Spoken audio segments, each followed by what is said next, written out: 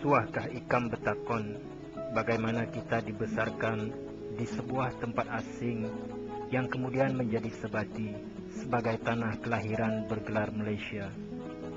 Suahkah ikam betakon pada generasi terdahulu betapa mereka dengan sesuatu kecekalan meninggalkan bumi pusaka ini, merentas lautan ganas, di lambung ombak derita, di mamah badai sengsara, mencari tanah datar baharu untuk membiak baka bangsamu, menyambung tradisi.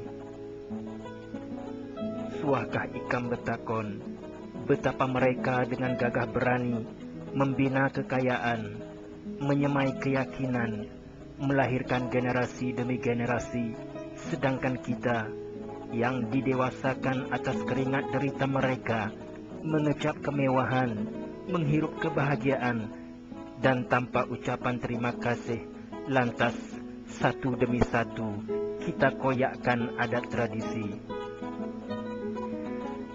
Anak-anak kita tidak lagi tidur berpukong di ulit keasyikan irama timang banjar. Anak-anak yang kita lahirkan dibesarkan bersama kecanggihan komputer.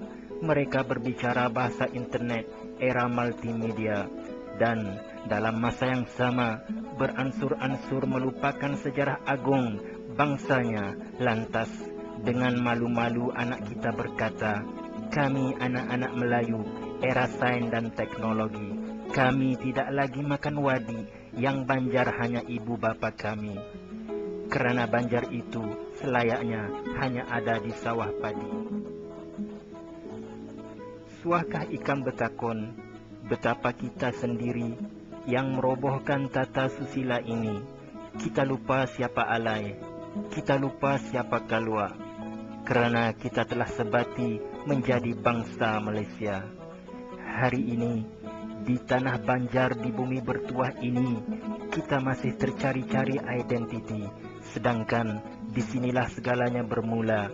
Pengembaraan agung nenek moyang kita meninggalkan saudara-saudara kita yang setia, mengurus dan membelai tanah tumpah darah, menunjang adat pusaka lama. Mulai detik ini, kita bina kembali jambatan penghubung dua saudara yang terpisah sekian lama, Banjar Malaysia, Banjar Indonesia, kerana kita masih berdarah sama. Yang jauh kita rapatkan, yang dekat kita mesrakan, kerana kita adalah kulaan. Mari kita nyatakan, mari kita buktikan pada generasi muda kita, Banjar bukan sekadar belading, berkerambit, menimpas dan menyuduk, tapi Banjar adalah petani yang hebat. Sekali tanah dicangkul, segantang emas dituai. Banjar adalah pemimpin ummah, nyaring suaranya memukau seluruh Nusantara. Banjar adalah pewaris ulama, merdu suaranya menggegar tanah suci Mekah. Aku kada suah betakon dari haloi hingga ganalku. Ayah, Uma kada suah memadahkan keindahan bumi Banjar ini.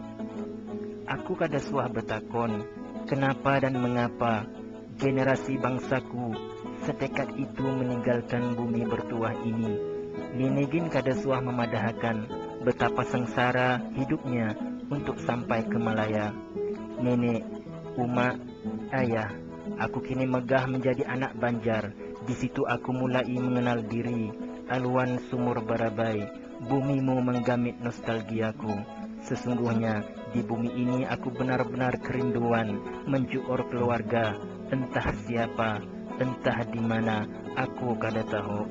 Kerana aku kada suah betakon dan nenek, Uma, ayah kada suah menceritakan siapa keluargaku di sini.